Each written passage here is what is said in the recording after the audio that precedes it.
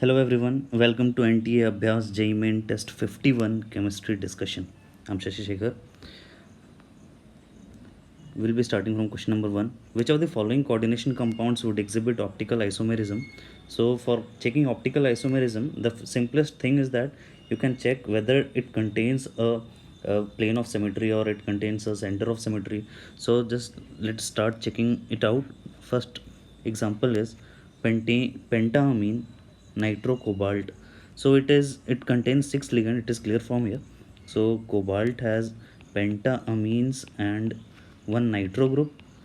So there is only one arrangement that you can arrange in. There is only one possibility in which you can arrange them.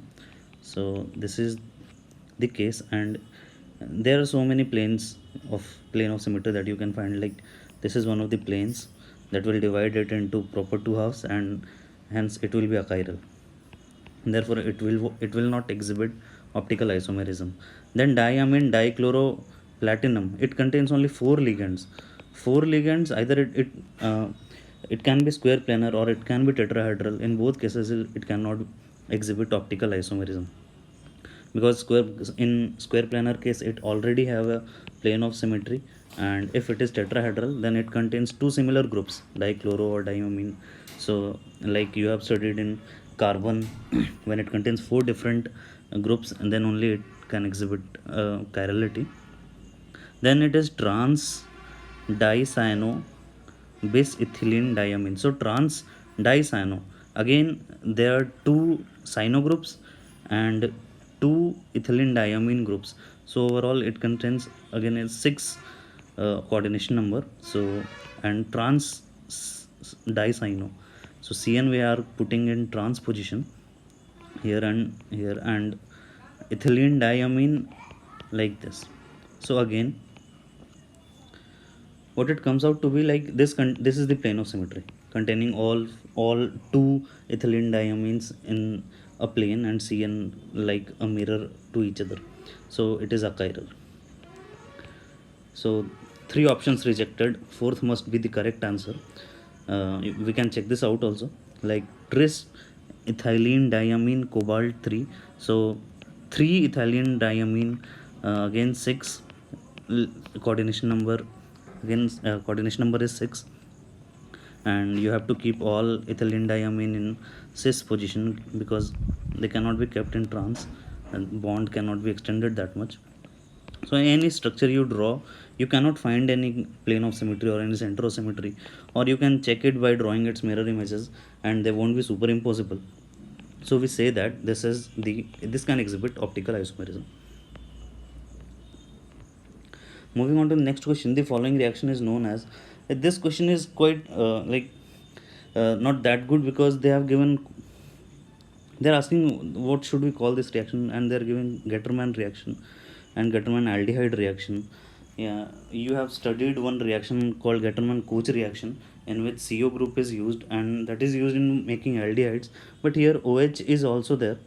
I read somewhere in some books like they are using HCl, HCN, and with AlCl3, and they are calling it Getterman reaction. So this question is not that good for us, so we are not discussing it that much. Moving on to the third question, suppose that gold is being plated onto another metal. We are plating gold if a 0.3 ampere current runs for 15 minutes. What mass of gold will be plated? So let's start solving. 0.30 ampere current is passing for 15 minutes, that is 15 into 60 second. Also 1 ampere second is 1 coulomb. So we have reached up to 1 coulomb. Now we need to convert coulomb to mole electron, and we'll be using Faraday. 1 Faraday is 1 mole electron, 96500 coulomb, but they have already given us here we have to use 96,485 coulomb. So 96485 coulomb. We have reached up to 1 mole electron. Now we have to relate to stoichiometry.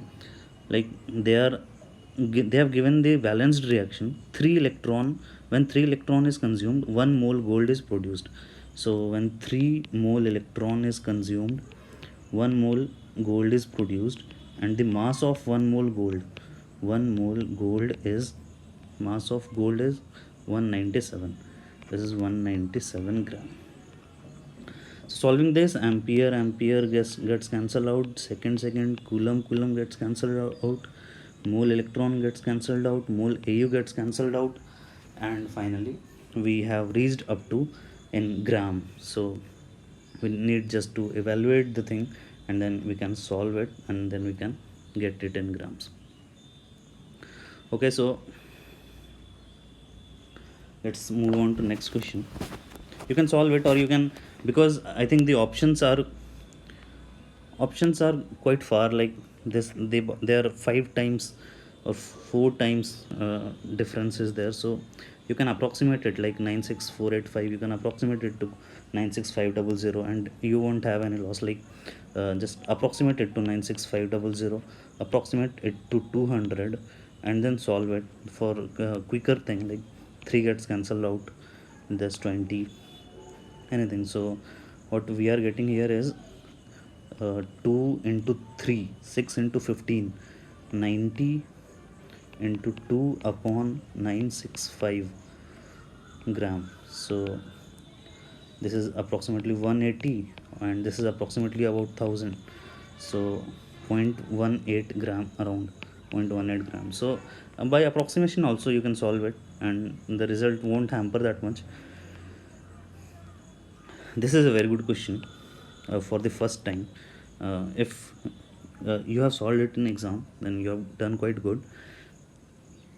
So question is asking us to find this complex, like what will be the value of x and y, and they have given us some information.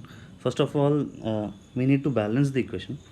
The equation is not balanced, so we need to balance it.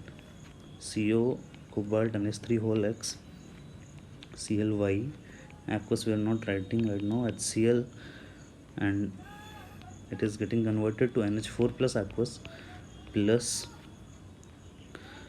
cobalt Y plus Cl minus, cobalt Y plus C chloride ion. So now let us just balance it. There is only one source of NH3, and it is X here. So X mole of NH3 NH4 plus. Now we need to balance HCl also, cobalt Cl minus. There are two sources of Cl minus.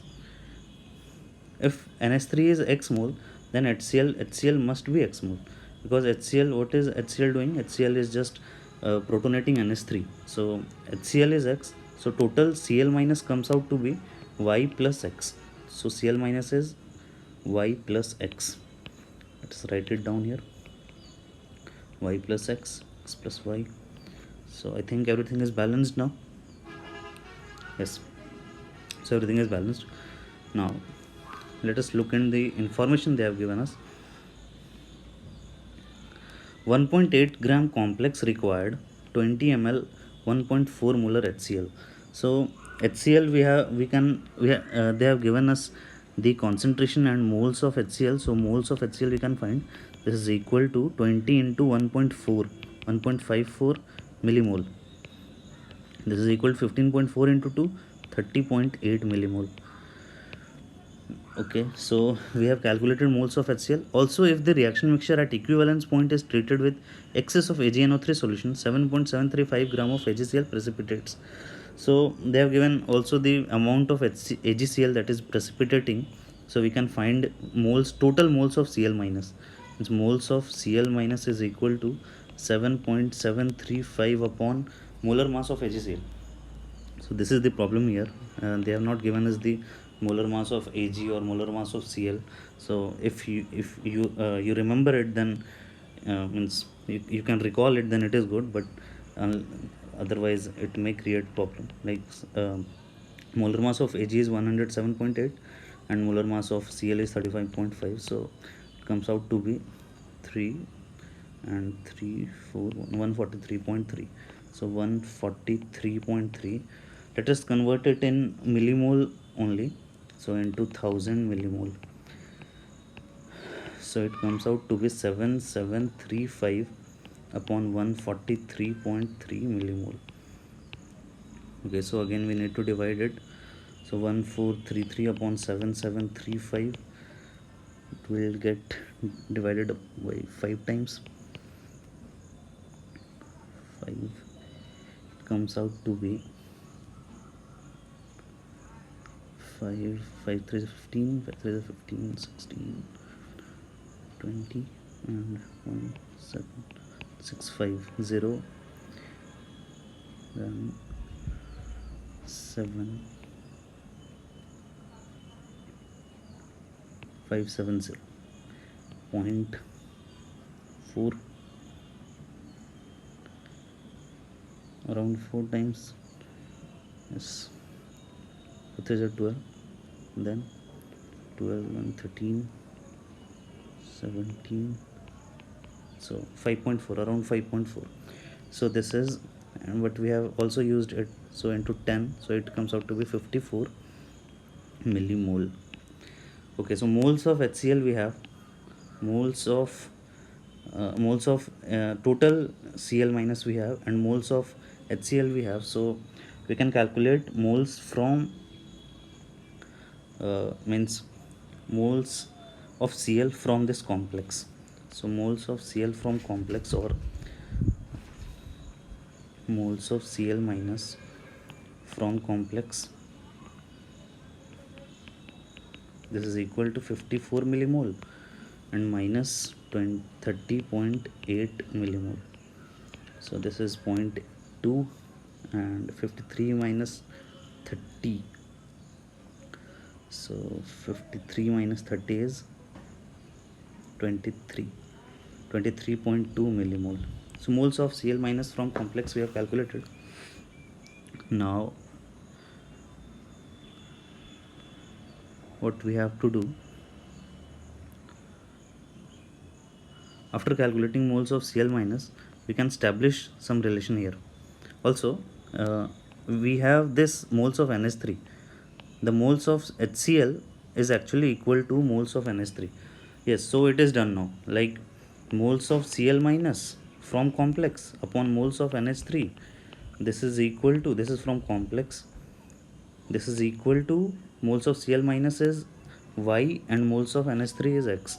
This is equal to Y upon X. And this Y upon X, we have calculated moles of Cl minus from, this is 23.2, and X is actually moles of HCl, that is 30.8. Okay, so in a way we have we calculated that X is actually greater than Y. So let us look into the options now. X is actually greater than Y. X was NH3, so this seems to be correct. NH4 cannot be an ligand, so it is not the answer. This is wrong because X is less than Y. Again, this is option C only, and again NH4 is, so we get the correct answer. A is the correct answer. Also, you can find Y by X here, and you can use this Y by X to calculate, but we do not need to actually calculate it. Just by checking that X is greater than Y, you can claim the answers. In some cases like this, option elimination becomes a very good. Moving on to next question, the value of N in the molecular formula this. So one thing is, you can either take all the oxidation states and multiply with the given number, like oxygen has -2, silicon +4, aluminium +3, beryllium +2. So just balance the charge, like 2 times n plus 3 times 2 for aluminium, silicon it's 4 times 6, and for oxygen it is -2 times 18, and it comes out to be 0 because the overall molecule, overall ion is 0. Or you can take it like BeNal2 SiO3 hold 6 2 minus. So Si hold 6 2 minus hold 6. So there are 6 ions of 2 minus charge, so it comes out to be 12 minus charge, and then Al has +3, so it comes out to be +6. B has +2, so again +2n, and +6 is equal to 12. Just for balancing the charge, like negative charge will be equal to positive charge, and then it 2 times n, sorry, and it comes out to be n is equal to 3. So in both cases you can solve it, quite easy one, it does not require that much time, it can be solved within 1 minute. Okay, so moving on to next question, which is the correct IUPAC name of this compound? So in IUPAC naming you have to cover the functional group. So this is the parent chain, this particular chain, this is the parent chain. You have now you have decided the parent chain, now you have to number it, and just because for numbering we are using the first point of difference rule, from where the double bond comes first. So it is from this end it comes first. So 1 2 3 4 5 6. So 3 and 4 ethyl and 5 methyl, 3 and 4 ethyl, 5 methyl, 1 4 hexadiene. Moving on to next question, reactivity order of primary, secondary and tertiary alcohols towards esterification. So for esterification, like take any acid and take any alcohol, ROH, so this R group must be simple. If it becomes hindered, like what happens here is it will form OH plus, then oxygen will attack its carbon. So if this R group becomes hindered, this attacks becomes difficult. So this R is primary, then this attack is easy, and so the reactivity order comes out to be primary, then secondary, then tertiary. Generally people can make mistake there, like because in general cases tertiary alcohol is more reactive towards different reactions when only alcohol is involved, so you can make a mistake there, but quite an easy question. 2-methyl pent 2-ene on reductive ozonolysis. So they use ozonolysis very frequently, so you must be very much careful about such terms. Ozonolysis itself is an oxidation process, but here they are using the word reductive. So there are basically two types of ozonolysis, one reductive and one oxidative. When they are using the term reductive, this means the product has to be stopped in aldehyde. And when they are using the term oxidative ozonolysis, if oxidative ozonolysis, then the aldehyde gets oxidized, the corresponding aldehyde that gets oxidized to the carboxylic acid. So if it is reductive ozonolysis, then if any aldehyde is forming, we have to stop it to aldehyde only, and we are not making it any further oxidation. So 2-methyl pent 2-ene and 2-methyl, when this double bond gets cleaved, and this side it is forming an aldehyde, 3 carbon, so it is propanol, and this is acetone. So sorry, propanone or acetone. Okay, so propanone and propanol. Okay, easy question. The reaction of ozone with oxygen, there are two steps, step 1 and step 2, and they are asking the closest rate constant for the overall reaction. For the overall reaction, we know that the slowest step is rate determining step, and here which one will be slowest step? This, for which the value of k is minimum, this is the slowest step. So the rate, value of k, rate constant, that must be equal to, or that must be close to this value of k. So when we are, actually they have made a mistake here. I think the person who was solving, he considered this rate constant as equilibrium constant, so he made a mistake in calculation, like he added the both reactions, overall reaction, and I don't think that this is correct. So according to me, the answer should be 5.2 into 10 to the power 9, because you have to report the rate constant, and it is not the equilibrium constant. Rate constants are not multiplied. Which of the following reactions does not takes place? So the reaction is interhalogen, like F2 is reacting with Cl minus, Br2 is reacting with I minus. So you must remember that if only a halogen higher in the group can oxidize the ions of ions of one lower down, means like F2 can oxidize Cl minus, ions of lower. Then if Cl minus, Cl2 can oxidize Br minus. Br2 can oxidize I minus, but opposite is not, like Cl2 cannot oxidize the upper ion, and that is F minus. So this reaction does not takes place. This is basically because reduction becomes easier, like F2 to F minus becomes easier because of extent of hydrolysis.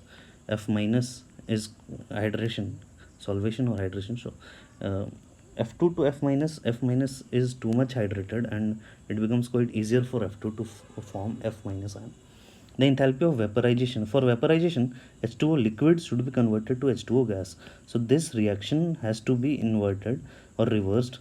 So when we reverse this thing gets a positive sign, plus 285, and then we add it. So plus 285 minus 241. So plus 285 minus 241, the answer is plus 43.93. Such questions are bonus. They do not take any time, and you get the correct answer so easily. You must solve them. Actually, you must not lose marks in them. This is the repetition. The correct decreasing order, electropositive character. For electropositive character, or you can say the first element should be most electropositive, like iron. Here rubidium is present, Rp is the first. Alkali metals are generally most electropositive elements, then alkaline earth metal, calcium, and fluorine must be at the end, because fluorine is most electronegative, and therefore least, wait a second, most electronegative and therefore least electropositive.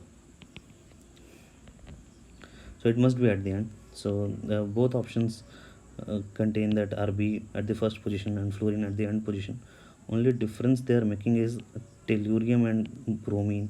So bromine should be after tellurium, because bromine is more electronegative than tellurium. So tellurium is more electropositive than bromine. The solubility of sulfates of alkaline earth metal in water decreases down the group. This decreases because of hydration enthalpy. Lattice enthalpy does not have any role to play.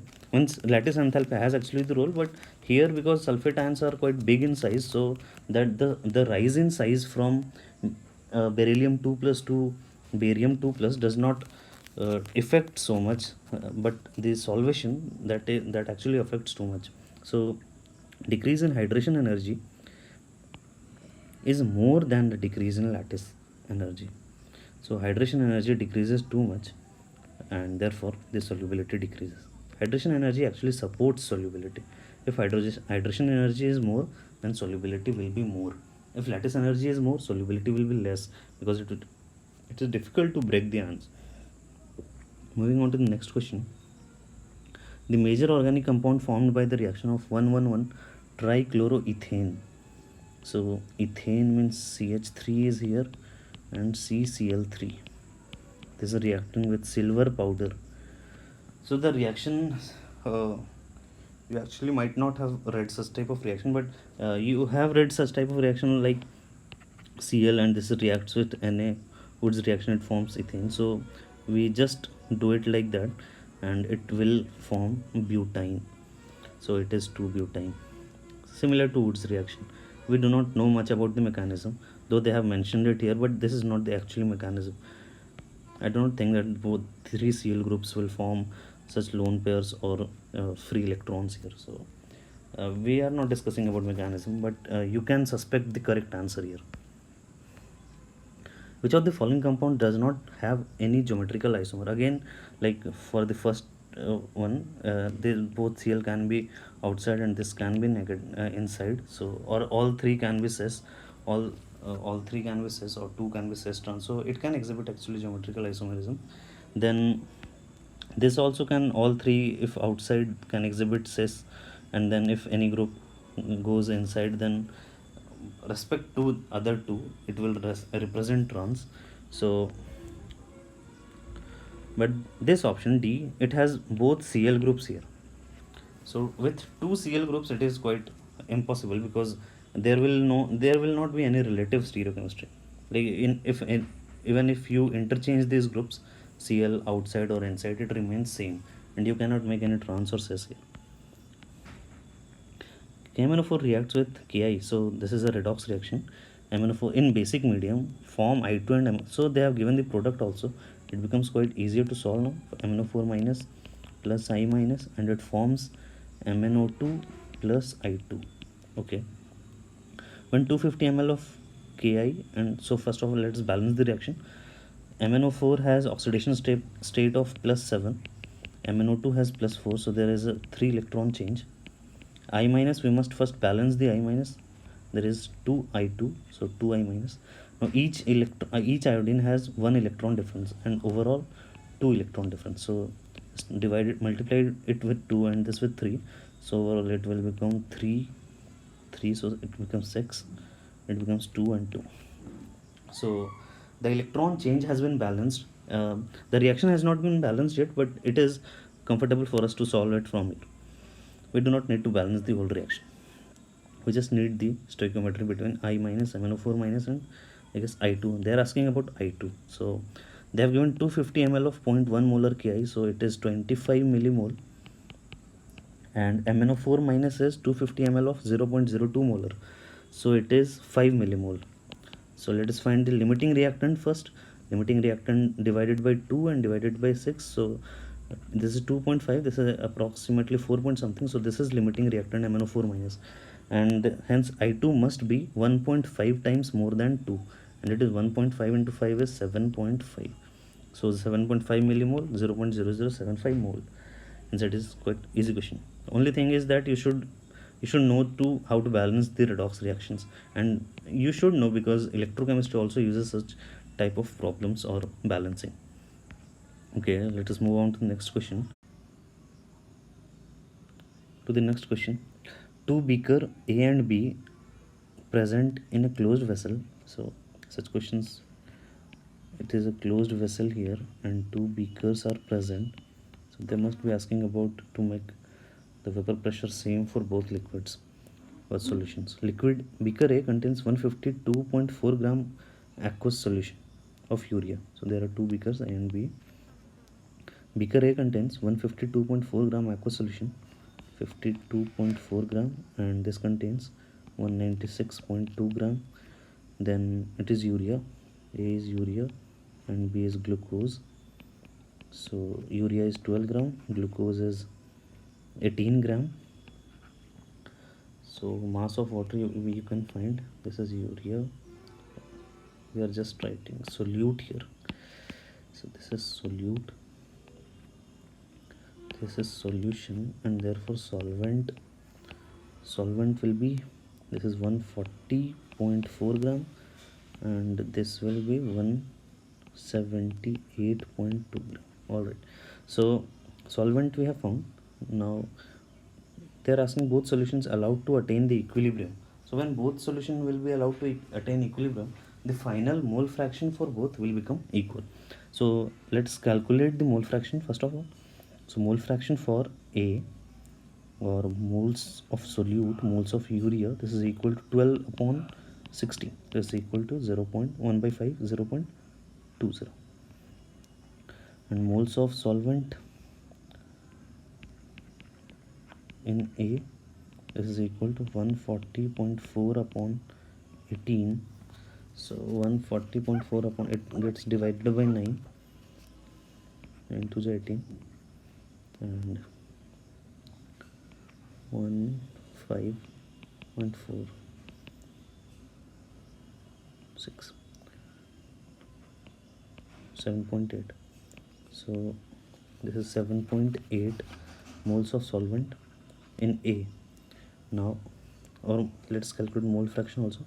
Mole fraction of urea, this is equal to 0.2 upon 7.8 plus, there is some problem in writing, 7.8 plus 0.2, so this is 0.8, 0.2 upon 8, so this is 1 by 40, or okay. So and mole fraction of glucose, so moles of glucose 18 upon 180, this is 0.1. so you can find the similarity there. They have adjusted the numerical values to get the good answer, like 7.8 plus 0.2 So that must be something like 196. It is 178.2. So moles of water in B, this is equal to 178.2 upon 18. This comes out to be, when you divide, it comes out to be 9.9.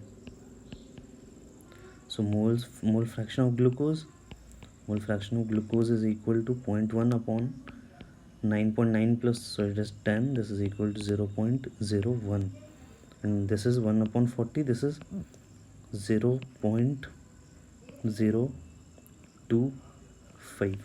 1 by 4 is 0.25, so 0.25 upon 10, 0.025. So we have got mole fraction of urea and mole fraction of glucose, and mole fraction of urea is greater than mole fraction of glucose, so it will have more vapor pressure lowering. Therefore, because so glucose will have more vapor pressure and water will get transferred from glucose to urea, because both will evaporate and vapor pressure for urea will become excess, and then condensation will occur for urea. So moles of urea and moles of glucose remains constant, but water comes inside the chamber A or beaker A. So finally what we have to do is we have to make mole fraction of A, mole fraction of solute in A equal to mole fraction of solute in B. That is the final condition that is required. Mole fraction of solute in B. So moles of urea remains constant. Moles of urea was 0.2 and moles of glucose was 0.1, 0.2, 0.1, and so in and total moles, so it had 8 moles total, and some water will water will get added to it, so we are just adding moles of water.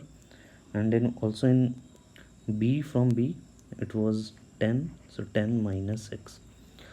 Let us solve this and we can get how much water has been added. So adding this we get 2, I just divide it, so it becomes 20. There is some problem in writing actually, so 20 minus 2x, this is equal to 8 plus x, and what we get here is 3x and 24 is equal to, sorry, 20 minus 8, 12 equal to 3x, and this implies x is equal to 4. So we have got x equal to 4, that is 4 mole of water has been transferred. Now we have water, we have moles of urea, everything. They are asking about weight percentage of glucose in this solution. So glucose has water got transferred, so moles of water in glucose will get reduced, but sorry, moles of water in the glucose solution will get reduced, but moles of glucose remains constant, so or mass of glucose remains constant. So mass percentage is mass of glucose, that is 18 upon water was 9.9, so 9.9 minus 4, so it becomes 5.9 mole into 18 and plus 18 total for total mass, water plus moles of glucose, so into 100% is mole, yeah, mass percent. So you can solve it now. 18 gets cancelled and becomes 1 upon 5.9 plus 1, 6.9 to 100%, dividing approximately 7, so you get 7, so 14.5 around. So this is the answer and this is the solution, so quite big one, and for the first time if you have solved it, so this is a very good concept. They can use it in JEE Advanced also. So see the solution, hopefully you have understood it, and because the values are also like this, so they get also cancelled. Okay, so moving on to the next question. Rearrangement of an oxime to an amide is in Beckmann rearrangement. Famous reaction, but the thing is that they have used all such reaction like Curtius rearrangement. So I think you should actually study now what is Curtius rearrangement, what is Fry's rearrangement, then Beckmann's rearrangement. So like Curtius rearrangement is carboxylic azide to isocyanate, and in Fry's rearrangement some ester from benzene that gets rearranged to phenol containing phenol and ketones. But Beckmann rearrangement, this is the oxime this gets when treated with strong acid, it gets OH2 plus, and then this R or nitrogen transfers its electron cloud here, and this R gets tax here, and H2O departs. So this is the rearrangement that occurs here. Either of the alkyl groups can means any of the alkyl group can rearrange or can attack to nitrogen, can depart from this. So study Beckmann rearrangement once. Moving on to next question, which of the following is the strongest base? For the strongest base, the conjugate must be weakest acid. So for the weakest acid, like this is benzoic acid, this is orthomethyl. So when ortho effect occurs, acid becomes, we treat acid as a strong acid, so this will be weakest base. Now CH3 methyl will have less effect at the meta position, but this, like methyl is pushing, so you can think it in this way that CH3 is pushing, so O minus will have, or negative charge will have greater tendency to get donated, and therefore this will be the strongest base. Moving on to the next question, identify the product Z. Again they are using this reaction. This is not in our syllabus too much, but I don't know, I have seen it in somewhere in NTA only. So study this reaction. They have named it, like it is, they don't have named it, it is actually Bouvalt blank reduction. So earlier I didn't know it too, so but now you should know, you should study this. Like CH3CN, this gets what I think is happening here is Na with alcohol, it forms H2 or the nascent hydrogen. That nascent hydrogen might react with CH3SCN, and this forms CH3 CH2 NH2. Once amine is formed, HNO2 H2O, HNO2 and H2O will, because it is primary amine, N2 plus won't be stable, and N2 plus dissociates to form multiple species like ethanol or ethene and such species. So the major product comes out to be ethanol, and then oxidizing it with K2Cr2O7, so it will become ethanoic acid or acetic acid, CH3CO2H. Okay, moving on to the next question. The half-life of a radioactive isotope is 3 hours. Half-life is given if the initial mass of the isotope were 256 gram. So when radioactive decay, it is a first order kinetics. For a first order kinetics, n is equal to n naught e to the power minus kt. Because they are using half-life, so you can convert it to power base 2 minus kt upon ln2. This is equal to n naught to, now k is ln2 upon t half and ln2 into t. So ln2 gets cancelled. This becomes n naught into 2 to the power minus t upon t half. So n naught we have 256 gram. Actually this is a number, we are using it in mass, 256 gram, 2 to the power minus t. So time 18 hours and half-life is 3 hours. So 18 upon 2 minus 6. So 256 upon 2 to the power 6. This is 256 upon 64, and it comes out to be 4. So 4 is the correct answer. 22nd question, how many of the following elements, this should be element cycle, exclusively occur in combined state? So some noble elements or least reactive element seems to be platinum here, and actually you should remember such things. So let us move to the explanation.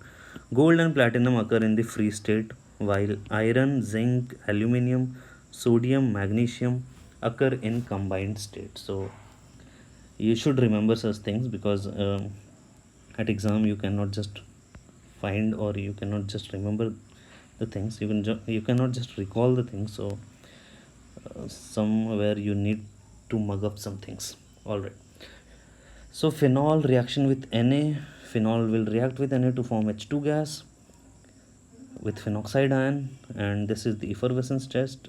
Benzoic acid will react with NaHCO3 to give CO2 gas. So CO2 molar mass 44, H2 has a molar mass 2, so 44 plus 2, molecular mass comes out to be 46.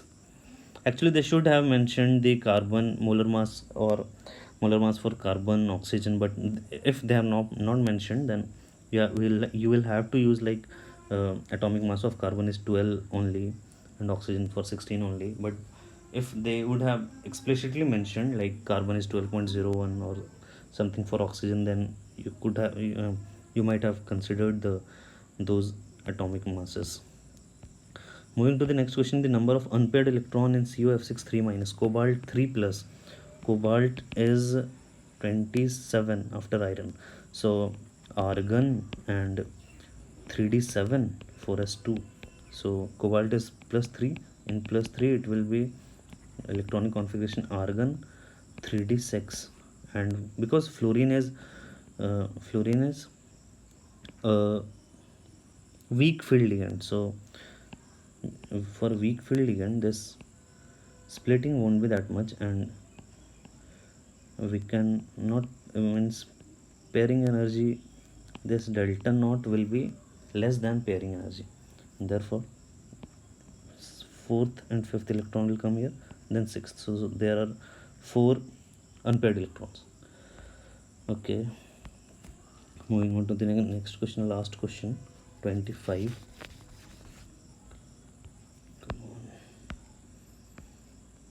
For the reaction N2O4 to 2NO2, the degree of dissociation of N2O4 is 0.2 at 1 atm. Okay, so they have given the degree of dissociation and the pressure. So we'll start with 1 mole N2O4. For 1 mole, initially it is 0, minus 0.2 because of the given degree of dissociation, this becomes plus 0.4. So it comes out to be 0.8 and it comes out to be 0.4. All right, so we have got the moles. We can convert it to mole fraction, and then mole fraction will be equal to partial pressure because it is 1 atm numerically. So mole fraction, it is 0.8 upon 1.2, 0.8 upon 1.2. So 8 by 12, this is 2 by 3, and 0.4 upon 1.2. 1.2 meaning it is 4 by 12, and this is 1 by 3, and therefore Kp is equal to 1 by 3 into 1 by 3 into 2 by 3. So it comes out to be 1 by 6. But they are asking the Kp for reverse reaction. For reverse reaction it becomes 1 by Kp.